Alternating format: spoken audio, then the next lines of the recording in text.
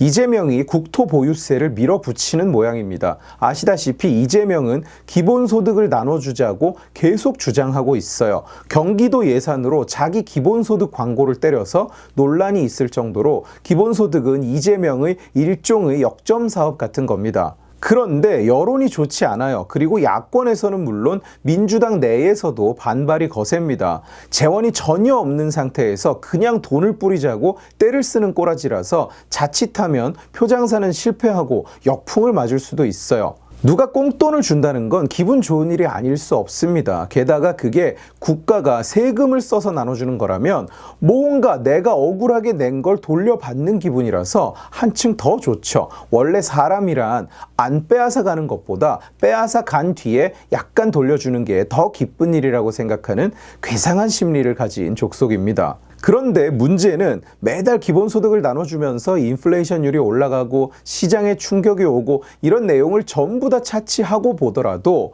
그럴 돈이 없다는 거예요. 기본소득이라는 게 워낙 거대한 돈이 들어가는 일이다 보니까 세금을 좀 절약해서 나눠주자 이런 접근이 말이 안 됩니다. 전 국민에게 월 50만 원씩을 준다면 단순 계산으로 1년에 330조 원이 들어가는데 문재인 이전 나라가 정상일 때는 연 예산이 400조 원만 돼도 슈퍼 예산이라고 불렀고 문재인 5년 만에 예산이 연 600조 원으로 확대됐는데 330조 원이면 여전히 국가 예산의 절반이 넘습니다. 국방도 안 하고 치안도 안 하고 도로도 안 깔고 외교도 안 하고 그냥 온 국민이 협동농장에서 농사나 지으면서 월 50만 원씩 용돈을 받아가자 그런 게 아닌 다음에야 사실상 불가능한 일인 거예요. 그게 아니라면 이재명이 말하는 제주도 기본소득 마냥 기본소득이라고 잔뜩 떠들어 놨는데 실상은 제주도민이 인당 월 16,000 몇백 원씩 받아가게 되는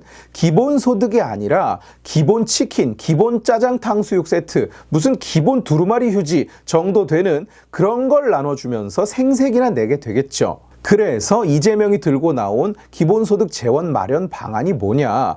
앞으로 아마도 이것저것 세금 늘릴 구상을 가지고 나오겠지만 그 중에 하나가 바로 국토보유세예요. 국토보유세.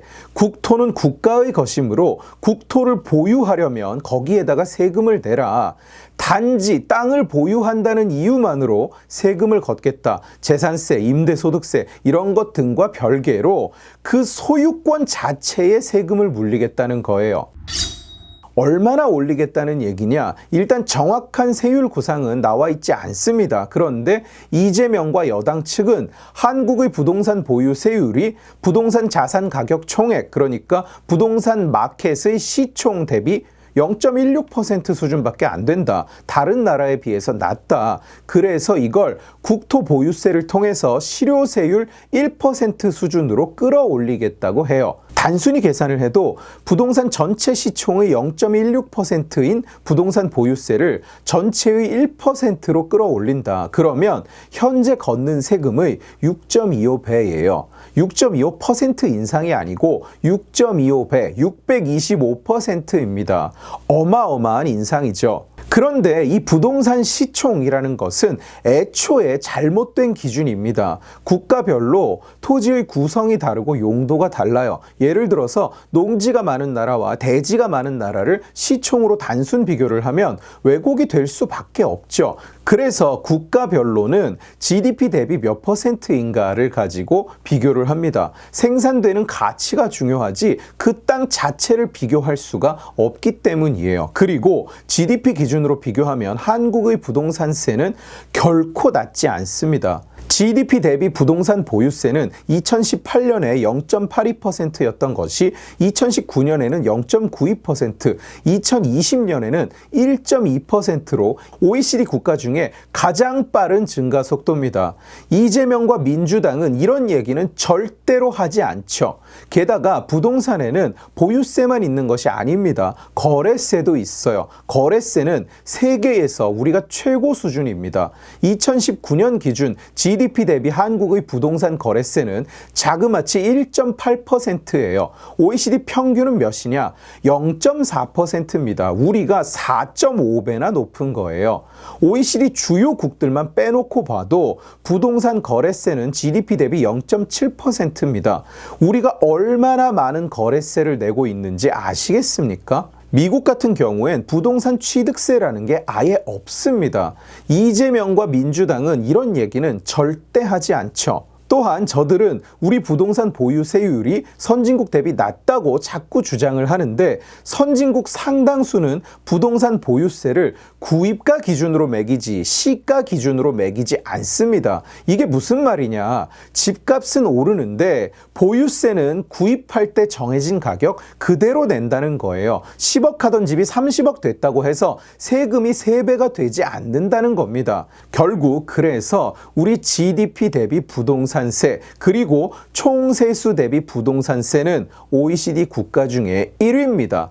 이재명과 민주당은 이런 얘기는 절대로 하지 않죠. 저들이 부동산세를 부동산 시장의 시총 대비 낮다고 이야기하는 이유는 이걸 국제 공인 기준인 GDP 대비로 이야기를 하면 세계 최고 수준이라서 자기들이 불리하기 때문입니다. 세금을 올리자는 얘기를 할 수가 없기 때문입니다. 그렇기 때문에 숫자가 낮게 나오는 의미도 없는 숫자를 가지고 이야기를 하는 거예요.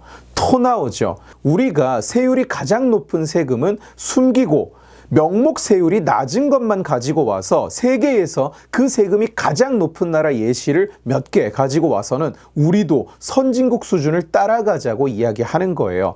토 나오죠. 말씀드린 대로 이재명식 국토보유세의 정확한 세율 구상은 아직 나오지 않았습니다. 항상 이런 식이죠. 일단 표장사만 막 던져놓고 그 세부 계획은 논의 중, 차차 마련하겠다, 국민적 합의를 만들어 가겠다, 구상 단계다. 그리고 반응이 안 좋으면 아직은 시기상조다, 아이디어 차원에서 검토한 것일 뿐이다, 공약으로 발표할 계획은 없다, 이렇게 뭉개고요. 그러나 국회에서 열렸던 기본소득형 국토보유세, 바로 이재명이 지금 주장하고 있는 그겁니다. 국토보유세를 걷어서 기본소득을 주자는 그거. 그 토론회에서 나온 안은 1억 이하 0.1%, 1에서 5억 구간 0.3%부터 쭉 가서 5억에서 10억 구간 1%, 10에서 50억 구간 1.5%, 50에서 100억 구간은 2%, 100억 이상은 2.5%였다고 합니다.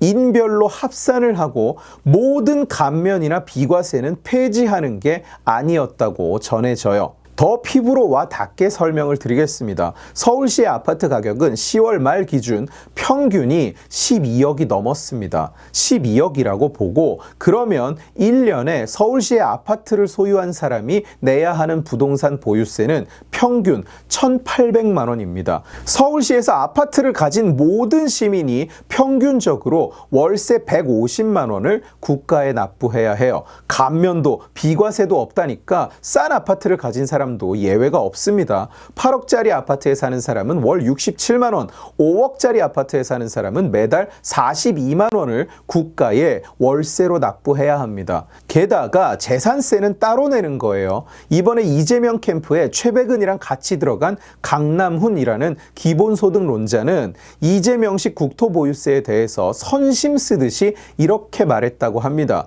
국토보유세를 도입하면 재산세 중 토지분은 차감하거나 하겠다. 재산세는 토지분도 있고 주택분도 있고 건물분도 있어요. 토지분은 차감하겠다. 결국 건물분, 주택분 재산세는 그대로 내야 된다는 얘기예요. 거기에다가 국토보유세를 얹어서 내라는 얘기입니다.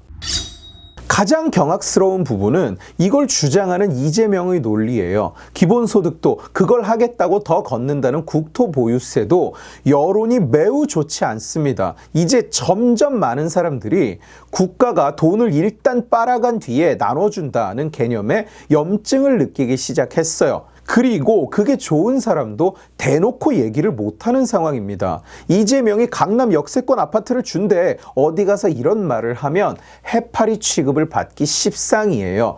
그러자 이재명이 멘탈이 나갔는지 점점 볼멘 소리를 하기 시작합니다. 이재명은 자기 페이스북에 올린 글에서 상위 10%에 못 들면서 기본소득 토지세를 반대하는 것은 바보짓이라면서 10%는 많이 내고 나머지 90%는 내는 것보다 받는 게 더 많은데 왜 반대하냐. 반대하면 바보다. 이런 소리를 해요. 누가 반대하는지 유심히 살펴보십시오. 이딴 소리를 덧붙여서요. 나는 진짜 얘가 이런 소리를 떠드는 걸 보면 등골이 서늘해요. 공약을 발표하면서도 이재명이 뭐라고 했었느냐. 80에서 90%는 내는 돈보다 받는 돈이 더 많은 수혜자가 된다. 그래서 조세 저항을 최소화할 수 있다고 이야기를 해요. 이 최소화라는 말에 주목해 보세요. 조세 저항을 최소화한다. 그리고 그저께 올린 10% 안에 못 들면서 반대하면 바보짓이다 라는 말과 연결해서 생각을 해보세요. 이 말은 이재명의 정치 철학을 그대로 보여주는 대사입니다. 저항이 있겠지만 그건 10%로 최소화하겠다. 90%는 혜택을 보게 되므로 10%에게서 빼앗아온 돈을 나눠 먹는 나머지 90%는 나를 지지해야 한다. 지지 안 하면 바보짓이다. 이렇게 말을 하고 있는 거예요. 내가 바로 돈을 빼앗아서 너희들에게 나눠줄 사람인데 나를 지지하지 않으면 바보다. 이렇게 말을 하고 있는 겁니다. 우리가 보통 정책의 저항을 최소화한다고 하면 피해를 줄이고 반대급부를 제공하고 세금을 더 내는 대신에 혜택을 주고 지원이 끊기는 대신에 세금을 깎아주고 이런 피해 자체를 줄이는 걸 저항을 최소화한다고 부릅니다. 그런데 이재명은 아무렇지도 않게 세금 폭탄 맞는 인원을 최소화하고 그걸 나눠 먹는 인원을 극대화하면 10%를 희생해서 90%의 지지를 얻어낸다고 생각을 해요. 그런데도 지지를 안 하는 니들은 바보다. 이재명의 말을 그대로 빌리자면 악성 언론과 부패 정치 세력에 놀아나는 바보다. 악성 언론이 니들을 속여서 국힘당이 니들을 속여서 국민 니들 중에 90%만 혜택을 보는데도 나를 지지하지를 않네. 이 바보들이 이 얘기예요. 이재명의 세계관은 이런 식입니다. 이재명의 사고방식으로는 국민 대다수, 전부는 아니고 대다수는 남의 것을 털어먹는 걸 싫어한다는 사실을 이해하지 못하는 거예요. 혜택을 본다는 90% 중에 10%의 재산을 털어서 나눠 먹는 게 옳지 않은 일이라고 판단하는 사람을 이해하지 못하는 겁니다. 정말로 무서운 정치 철학이에요. 10%의 권리와 재산을 희생해서 나눠 먹자는 이야기를 아무렇지도 않게 하는 것. 그리고 자기 그런 생각에 동조하지 않는 사람을 바보 취급을 하는 것. 잘 생각해 봅시다. 이재명에게서 바보 취급을 안 받으신 분들, 국토보유세는 인별로 소유한 부동산을 합산해서 걷어가는 세금이에요.